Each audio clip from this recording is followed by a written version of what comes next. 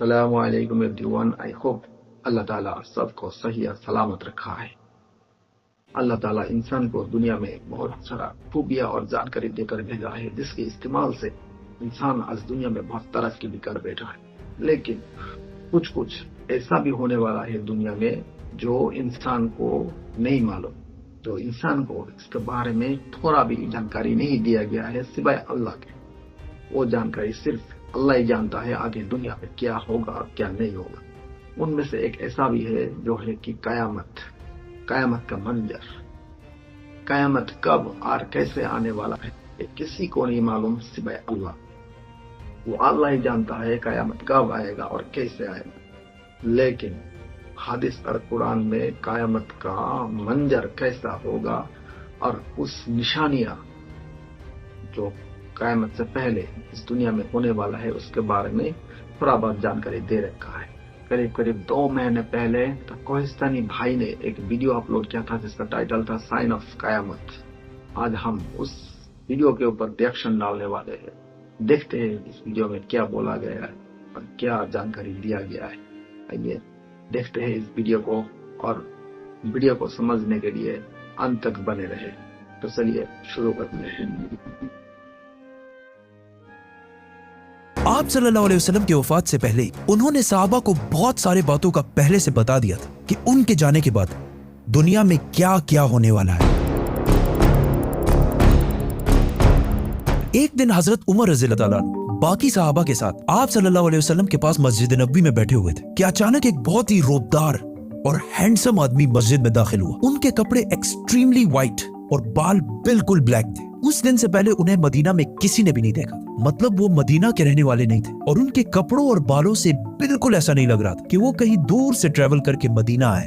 مسجد میں بیٹھے سارے صحابہ اس شخص کو غور سے دیکھ رہے تھے۔ وہ آدمی سیدھا مسجد نبوی کے اندر آیا اور آ کے رسول اللہ صلی اللہ علیہ وسلم کے بالکل سامنے بیٹھ گیا اور کہا، اے محمد، مجھے اسلام کے بارے میں بتائیں۔ اس آدمی کے جانے کے بعد آپ صلی اللہ علیہ وسلم نے صحابہ سے پوچھا کہ کیا تم نے اس شخص کو پہچانا؟ یہ جبریل علیہ السلام تھے اور تمہیں تمہارا دین سکھانے کے لیے آئے تھے۔ آپ صلی اللہ علیہ وسلم نے جبریل کو اسلام کے بارے میں بتایا کہ اللہ کے سوا کسی کو خدا نہ ماننا، محمد کو اللہ کا رسول ماننا، نماز، روزہ، زکوٰۃ اور حج ادا کرنا، جس پر جبریل علیہ السلام نے کہا کہ آپ نے بالکل سچ فرمایا۔ پھر جبریل علیہ السلام نے آپ صلی اللہ علیہ وسلم سے ایمان کے بارے میں پوچھا۔ آپ صلی اللہ علیہ وسلم نے فرمایا کہ اللہ کو ماننا، اس کے اینجلز، فرشتوں کو ماننا، اس کی کتابوں کو ماننا، اس کے پیغمبروں کو ماننا، آخرت کو ماننا اور تقدیر کو ماننا، جس پر جبریل علیہ السلام نے پھر کہا کہ آپ نے بالکل سچ فرمایا۔ جبریل علیہ السلام نے آپ صلی اللہ علیہ وسلم سے احسان کے بارے میں بھی پوچھا، اور پھر جبریل علیہ السلام نے آپ صلی اللہ علیہ وسلم سے پوچھا کہ قیامت، the day of judgment، کب آئے گی؟ جس پر آپ صلی اللہ علیہ وسلم نے کہا کہ جتنا آپ کو پتا ہے صرف اتنا ہی مجھے پتا ہے، مطلب قیامت کے دن کا اللہ کے سوا کسی کو بھی نہیں پتا۔ جبریل علیہ السلام نے یہ سننے کے بعد فرمایا کہ مجھے اس دن کے بارے میں کچھ نشانیاں بتائیں۔ اب تک اس ڈسکشن میں جتنی بھی باتیں ہوئی ان سب کو آپ صلی اللہ علیہ وسلم پہلے بھی ایکسپلین کر چکے، کیونکہ یہ واقعہ آپ صلی اللہ علیہ وسلم کی وفات سے کچھ ہی عرصے پہلے ہوا تھا، جب آلموسٹ سارا قرآن نازل ہو چکا تھا۔ لیکن اس کے بعد جو آپ صلی اللہ علیہ وسلم نے قیامت کی نشانیاں بتائیں وہ اس سے پہلے کسی کو بھی پتا نہیں تھی، اور ان نشانیوں کا تعلق صحابہ سے زیادہ ہم سے ہے، کیونکہ جو نشانیاں آپ صلی اللہ علیہ وسلم نے بتائی وہ صحابہ نے اپنی زندگی میں پورے ہوتے نہیں دیکھی، بلکہ وہ نشانیاں آج ہم دیکھ رہے ہیں۔ which means جبریل علیہ السلام صرف صحابہ کو نہیں بلکہ آج کے مسلمانوں کو بھی قیامت کی بہت امپورٹنٹ نشانیاں سکھانا چاہتے تھے۔ آپ صلی اللہ علیہ وسلم نے جبریل علیہ السلام کو جواب دیا کہ جب ایک لونڈی اپنے مالکن کو جنم دے گی، جس کو بہت سارے اسکالر سمجھتے ہیں کہ جب اولاد اپنے والدین کو غلام سمجھے گی، اور جب یہ ننگے پیر غریب شیپھرڈز، چرواہے ایک دوسرے سے لمبی بلڈنگز بنانے میں کمپٹیشن، مقابلہ کریں گے۔ جبریل علیہ السلام نے پھر کہا کہ آپ نے بالکل سچ فرمایا، اور اٹھ کر وہاں سے چلے گئے۔ آپ صلی اللہ علیہ وسلم نے صحابہ کو بھیجا کہ کوئی جا کر اس آدمی کو ڈھونڈے، لیکن اس دن کے بعد یہ آدمی کسی کو بھی نہیں دکھا۔ Now آپ صلی اللہ علیہ وسلم نے ننگے پیر غریب چرواہوں کا ذکر کیا، جنہیں اس زمانے میں عرب بیڈوینز، بدو کہا کرتے تھے، جو عرب کے باقی قبیلوں سے ہمیشہ دور رہتے تھے اور کبھی بھی ایک جگہ پر نہیں رہتے، بلکہ اپنے جانوروں کے ساتھ ہمیشہ ٹریول کرتے رہتے تھے، مطلب ایک خانہ بدوش نورمیڈک زندگی گزارتے تھے۔ یہ اس لیے بہت عجیب بات تھی کیونکہ بدو پورے عرب میں سب سے غریب قبیلوں میں سے ہوتے تھے، صرف اس زمانے میں نہیں بلکہ اس حدیث کے 1000 سال بعد بھی یہ بیڈوینز عرب کے سب سے لوور کلاس ہوتے تھے۔ اس لیے صحابہ حیران تھے کہ ہماری سوسائٹی کے سب سے غریب کلاس کیسے آپس میں لمبی بلڈنگز بنانے میں مقابلہ کریں گے۔ आप सल्लल्लाहु अलैहि वसल्लम के बाद खिलाफत राशिदा हर तरफ फैलने के बाद दुनिया की सबसे बड़ी सुपर पावर बन गई। सिर्फ मुसलमानों में नहीं, बल्कि ये उस वक्त तक इंसानों की तारीख की सबसे बड़ी एम्पायर थी, जो अलेक्जेंडर द ग्रेट और रोमन एम्पायर के जूलियस सीजर के एम्पायर से भी बहुत बड़ी थी। इसका फायदा उठाते हुए ये बेडुइन्स पूरे दुनिया में फैल गए, लेकिन फिर भी इनकी सबसे बड़ी पॉपुलेशन इसी अरब के इलाके में रही। आहिस्ता आहिस्ता वक्त गुजरता गया और इनका कल्चर बिल्कुल भी नहीं बदला।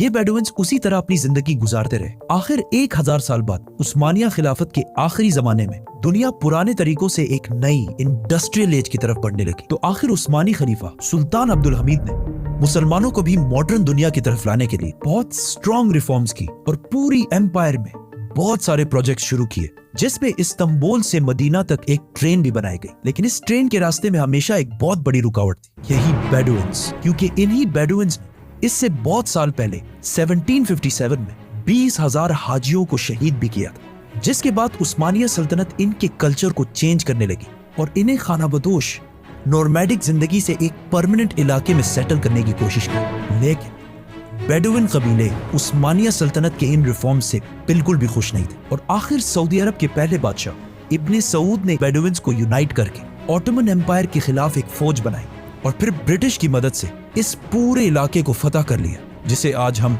सऊदी अरेबिया कहते हैं। और कुछ सालों बाद इन इलाकों से ऑयल, तेल डिस्कवर होने के बाद यही बेडुइन्स, जिनकी इससे पहले कोई औकात नहीं थी, अब दुनिया के सबसे रिच लोगों में से बने और इनमें से बहुत सारे मिलियनियर्स और बिलियनियर्स भी सामने आए। लेकिन तेल डिस्कवर होने के बाद इन सारों को पता चला कि ये ऑयल हमेशा के लिए नहीं रहने वाली, बल्कि एक दिन बहुत जल्द खत्म होने वाली है, जिसके साथ इनकी सारी लग्जरीज भी खत्म हो जाएंगी। तो सबसे पहले दुबई के बादशाह शेख मोहम्मद बिन राशिद, जो एक बेडुइन बद्दू कबीले से हैं, जिन्होंने एक बार खलीज टाइम के इंटरव्यू में खुद ये कहा है कि उन्हें बेडुइन कबीले से होने पर फख्र है। उन्होंने दुबई को ऑयल से निकालकर टूरिज्म और बिजनेस की तरफ लाया और बहुत तेजी से कुछ ही सालों में